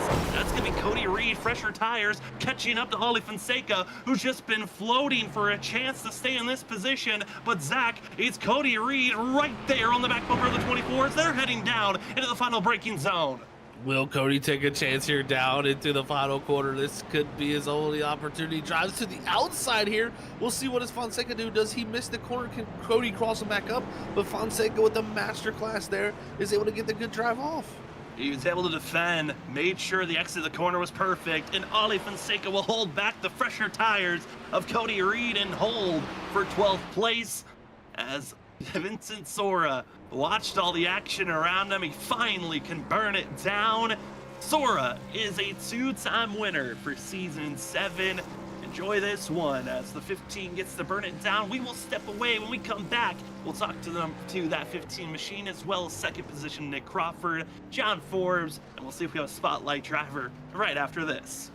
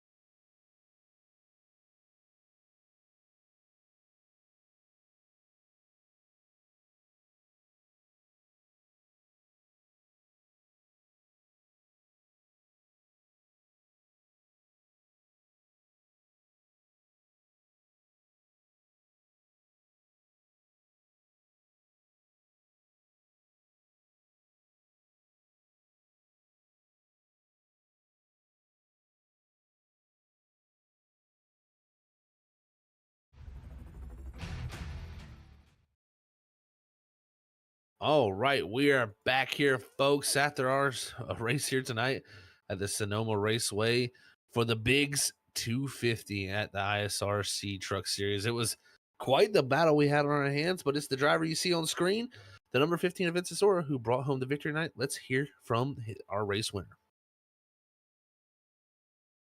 Hey, Vincent, Zach up in the booth. You got a copy? Yeah, I hear you, man. Well, buddy, great job here tonight, bringing home a victory. Definitely back against the wall when it came to the points. How do you feel after pulling off the victory in such dominant fashion for yourself? I feel really good. I came in and I got my job done tonight. I haven't been able to execute the last few times, man, when I've needed to. Really, all season, I've just had so many what ifs and second places in like the final moments of a race. But yeah, I did everything I needed to tonight. I knew I had to come in. I had to have good speed from the jump. I had to win the stage, lead the most laps, and win the race. And I did that tonight. Nick was really quick. I was worried for a second that he was quicker, but after that after that pit stop and into the second run, I just kind of drove away and started hitting my marks. Yeah, and that's kind of where I was next going to go, Vinny, is like, what changed? What do you think clicked that second run? Because we saw Crawford. He undercut you. You guys were pretty similar matching pace to run before that. So we figured this was going to be a battle that carried on for a really long time. But it seemed like just over time, you were able to slowly work your way into a better groove. Yeah, I mean, I changed something on my pit stop. I went up on my brake bias. In practice all week. I say all week. I only practiced last night and a little today. But in all the sessions I did, it was like 60 degrees. The track was super gripped up. And then tonight, the track temp was like 130 at the start, and it's like 86 right now in sim. So I had my brakes back because the tires that were wearing the most were the fronts, and I was trying to have a little bit more front grip and not burn the fronts up as much. But then tonight, man, the rears were just killed on every run. So after the pit stop, I went up on the brake bias and I just focused a little bit more. The first run, I was a little bit more sloppy while trying to save my tires. I think I just needed to kind of focus on the track and really not worry about Nick or anybody else and just run my line and do what I did the rest of the race. Well, you definitely did it right, Vinny. Excellent victory, gaining those points on John that you definitely needed to gain tonight. 3 races left, though, man, for the championship. Las Vegas, Phoenix, Chicagoland. Where do you think you're going to make the difference, and where do you think you're going to need a little help to get this championship? Oh, man, it's going to be tough. I mean, the whole season has been tough, and I think a big one for me could be Phoenix. I've been really good there in the past in different leagues. It's just, I don't know, man. Vegas and Chicagoland worry me, especially with a lower car count like we've had the last few races. I feel like it's going to be a pack race, and there's not going to be many opportunities to build points, but the big one I've got circled right now is definitely Phoenix, like I said, and I executed perfectly tonight, and I have 3 more weeks to do the same thing and hopefully go win a second title. Well, Vinny, it's been a pleasure to call the race tonight. It was an excellent battle between you guys all up front, just really pushing each other to the next level. But before we let you get out here and go celebrate this victory, anybody would like to send a shout out to? Yeah, Nick, for the really fun battle. I had fun while also being put under a lot of pressure, so shout out to him. Shout out to my teammates. Danny unfortunately messed up his qualifying lap. I think we would have had a really good battle tonight because he was pretty even with me, especially on short run speed. So I would have liked to have seen how that would have panned out, but hopefully next time we can battle it out. And I think just you guys up in the booth for broadcasting and everybody at home watching. Well, congrats again, like I said, on the win, Vincent. Go celebrate it, buddy, and we will catch you next time out there on the racetrack. Thanks, boys. Have a good one. All right there, folks. That was Vincent Soren, the 15 machine, getting the victory here tonight at the Sonoma Raceway. What a job by him, closing that gap down to the other drivers ahead of him in points. But now we're going to move on to our second place driver here tonight, the driver of the number 74 machine, Nick Crawford, as he put on a show for us tonight, trying to take that one away from Vincent. Hey, Nick, it's Zach up in the booth. You got a copy? Hi, Zach. Well, Nick, I tell you what, buddy, congrats on second. I know you would have wanted that one more spot to be right there in victory lane, but what a battle it was. And, definitely a really, really strong strategy by you to undercut them. Kind of take us through the battle, though, because you guys seem so close on that first run. Yeah, I talked to him a little bit in the waiting room there, and it seems like he was trying to save it a little bit in the beginning of the run. But I tried to catch him for the stage, but once I couldn't get past him, I just stayed behind him because at that point, the only thing I could do was lead a lap and get a point. But I was planning to stay behind him so I could get the undercut because I know he's going to pit the very next lap. So I had to pick a lap where I knew he wasn't going to pit early, but not pit too late. But that second run, the car just fell away. I don't know. I underfueled, but he also underfueled. John underfueled. So really, the only difference was the rubber on the track. So I honestly don't know what it was. He was just faster, especially through the rhythm section on the back. I couldn't get the power down like he could. But second place is still good. Definitely still a great run for yourself, gaining those points on your teammate John Forbes. I mean, not as much you would like to, of course, gain on, but any gain you can take into these next 3 races to try to fight for a championship. But tonight was tough with the tires. I mean, like you said, I mean, the track definitely changed there. The temperature, first off, from the track temperature, had a drastic change all throughout tonight's race. Do you feel like that maybe had a factor even on that second run? If it got hotter, then yes, but I think really just the rubber being laid down made it slippery for me. The lines I was running, but I was being really aggressive in those high speed sections, and just the downforce wasn't there in the rear end, so I was losing it there. Definitely wish we could have gained a little bit more points, but I think we're going to go into the next race in third. But the good thing is, even though he's my teammate, John didn't win, so he didn't get those extra 10. But we'll see. Yeah, that's definitely critical, stopping John from getting those 10 bonus points that nobody would like to see him do, as he's got a nice sizable gap to the rest of you guys. But Nick, we got 3 races left. What do you think it's going to take to win a championship? Do you feel like those bonus points is what is needed? I'm gonna have to wreck Vinny and John every single race, but no. At this point, it's gonna be tough because we got Vegas and Chicagoland, which are mile and a halves, but kind of like a full throttle, uh, hold it wide open kind of thing. And then Phoenix, John's really good there. Um, so it's going to be really tough. We're going to have luck on our side. We don't have the skill for sure.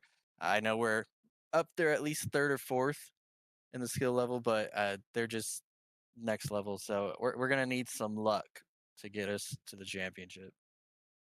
Well, Nick, we'll hope that luck slides your way in these next coming weeks here. As you're a past champion, we know you definitely have the talent to do it. But before we let you get out of here, you go get prepared for the final 3 weeks here at ISRC to close out season number 7. Anybody you'd like to send a shout out to, Nick? Of course, I always got to shout out my beautiful wife first. She just had her interview today for a cool job. So fingers crossed, everybody. She's amazing. I know she's going to get it. Shout out to my teammates. It's so hard to race your teammates for a championship and be in the same Discord at the same time, but everybody's always helping each other, and that's what makes a really good team. And we have a lot of fun, except for maybe a little bit stressful in this race. Shout out to the admins for all they do for the league. Shout out to you guys for a great show. I think that's it. Well, Nick, again, congrats on the great show you put on for us. Thank you for doing that. And we'll catch you these final 3 weeks here of season 7. Thanks, guys. All right, everybody. That was your second place driver there, the 74 Nick Crawford. What a drive it was for him, putting on a show, battling with Vincent Sora for that road course win. But we're going to move on now to a very important interview. The third place man, I think the driver who will come out here saying third will definitely do. And that'll be our points leader of John Forbes. Let's talk to him. Hey, John, is Zach up in the booth? You got a copy? I do. Well, man, I tell you what, third place here tonight. But I tell you, I think if someone told you that before you came in tonight, it would definitely be, I think, well worth it. Yeah, I came into the night. Like if this was a movie about me tonight, it would just be called Damage Control. I've never been that great at these road courses, but I put some time in this week, kind of figured the track out. Much better qualifying effort than I had the last time we came here for the league, and just something I've been working on the last few months. I need to get better, like for the college series race coming up. That's going to be at Watkins Glen, the Xfinity car. So just all around, just trying to get better at this stuff and trying to get to somebody like Vincent or Nick's caliber. But coming in, I was just hoping someone like Danny or Isaac, somebody else would take the win. But of course, it's one of the guys that's right behind me in points. So it was pretty crazy for us to go 1, 2, 3 tonight, but that also shows why we're top of the board as far as points and stuff go. So overall, just a pretty smooth race. Just kind of watching them battle out front, hoping they were going to mess up or they were going to fall off late. But yeah, they just had this thing figured out on raw pace. Definitely this late in the season, the cream is rising to the top as you top three, all battling it out for points, like you said, John. I mean, we saw some of the different strategies. You elected to go with the same strategy as your teammate Nick Crawford there, that one lap earlier Vincent Sora. But were you surprised to see, Isaac Shelley, who was ahead of you, kind of stretch it out there? It didn't seem like that worked out too well for him. Yeah, usually I like to short pit at these places just because it's so hard getting back through traffic. And I feel like that's kind of what happened with Isaac. It looks like he went really long or had something go wrong on his pit stop because I got out of my box about maybe 5 laps came through. I'm not sure when he pit, but it was probably around then. But then I saw he was like 13 seconds behind. And I was like, wow, he's going to be pretty far behind. And similar with Danny too. I think he was about 10 seconds behind. And then that just kind of, he closed in a little bit. They both closed for a little bit. Looked like maybe they battled or something for a little. And then they just started falling off. So I knew coming in or getting close to the pit stop that I wanted to short pit, and then I saw Nick dive in. I was like, all right, I'm just going to follow him. So that's kind of what I did or wanted to do coming in. That's just what we elected to do. Definitely seemed to work pretty well for you there, John, to bring home the third place finish tonight. Well, before we let you get out of here too and give your shout outs, but we got 3 races left in the season. You're the championship leader. You're looking for 3 in a row championships. I mean, what's it going to take in these final 3 to get it done, John? You got a gap, but we know how good these other guys are too. Yeah, I haven't seen the points yet. I don't think they're out, but I'm guessing that my points lead is probably going to be about half tier. We're probably going to be in the 15 to 20 point range. So obviously another win would be fantastic just to get me, if I could get back above 30 points again, I think we'd almost have this thing locked up at that point. So getting a win in these next couple races, I'm really good at Phoenix, so I'm looking forward to that. Almost led the whole race there last year till a late race caution, so that's a great place for me. I mean, really all these places, Vegas, Chicagoland, they're all places I know what to do, and it's not going to be as unnatural as like a road course or something. So yeah, just making sure I'm prepared. Probably going to run, I don't know, we'll see what kind of fixed races are coming up next couple weeks, and just trying to stay locked in for these last few races. Definitely is going to be an interesting time, John, as we close out this season. But as I said, before we get out of here and shut it down for the night, anybody want to send a shout out to, John?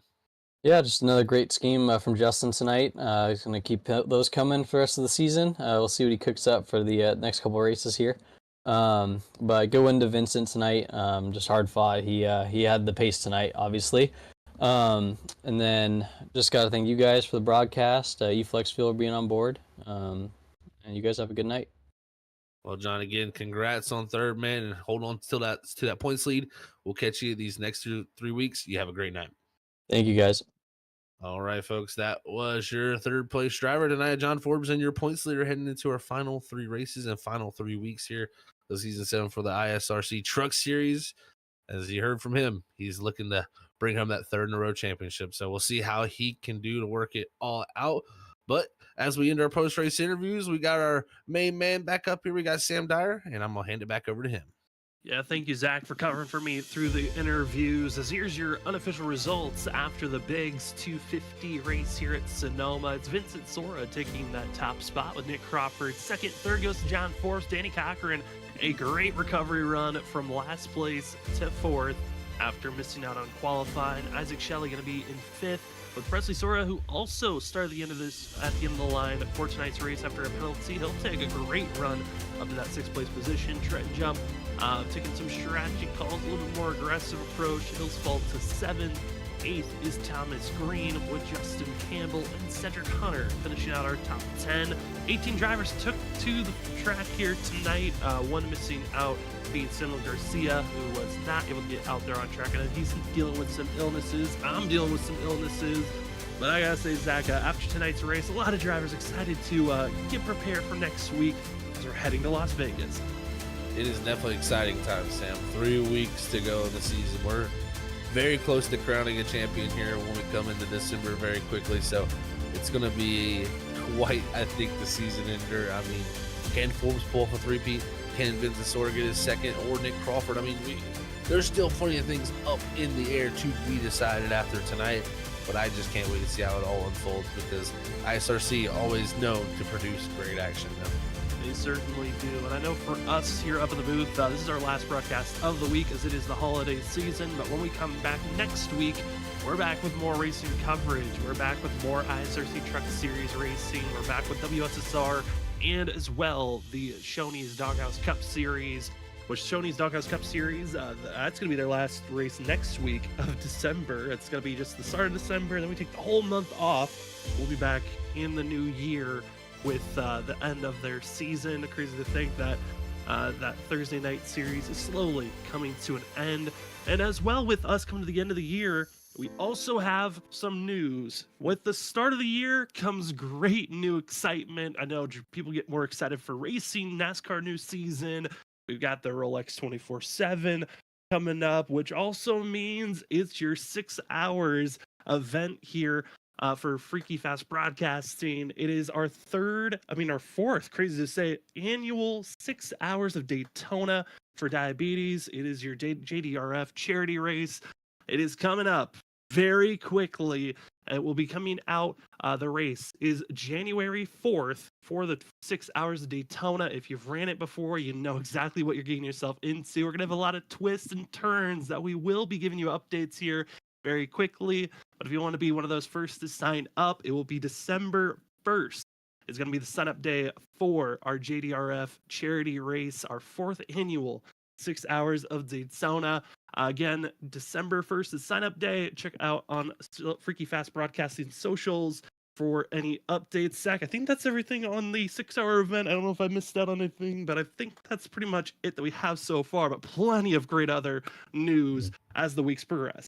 Oh, for sure. Definitely stay tuned to our social media. I would say everybody out there that's interested in that 6 hour event, of course, we're going to be trying to raise money to help the fight for the cure for diabetes. So we do that every year. We had a goal last season. We broke it. We'll have that goal again this season of a new higher one. And we'll see if we can continue to raise that bar because each and every season we get more and more support from the iRacing community. So thank you again to everybody. And like Sam said, the signups will open on December 1st. That race will be January 4th. And it's going to be 6 hours of fun Daytona racing action with the IMSA racing cars. So it's going to be very, very fun and raise some money for a great cause also. I know it's going to be a fun 6 hour event. We are really cooking up some wild ideas, and they're getting crazier and crazier every meeting that we have setting up for this event. So you do not want to miss out. We will give you more updates as the day gets closer. But for tonight, thank you so much to everyone that joined with us on your Monday evening to watch the ISRC Lara Productions Truck Series race here this evening. As the third race of the chase is done, Vincent Sora, your victor. Cannot believe it. It's the Bigs 250 winner goes again to the 15 of Vincent Sora. But for us here this evening, for myself, Sam Dyer, for Zach Hall, for Robert Moyer Jr., and everyone else here at Freaky Fast Broadcasting, thank you for joining with us. It was a pleasure to give you the call on this Monday night. We will see you next week for more racing action because we've got Thanksgiving. We're taking the holidays off for the rest of this week. All the leagues that we cover as well are taking those days off. So I hope that you have a great holiday season at Thanksgiving. Remember the things that you're thankful for, because I know that we're thankful for the fact that we're able to give you the great racing coverage that we do each and every week. Have an awesome time. Enjoy yourself. Enjoy all the feasting. And we will see you next week for more amazing action as your next broadcast is going to be right here Monday night. ISRC Lara Production Truck Series action. They head to Las Vegas. What drama will build up there? We'll find out as the championship battle is closed in. Will it get any closer? We'll find out next week on our next Freaky Fast broadcast.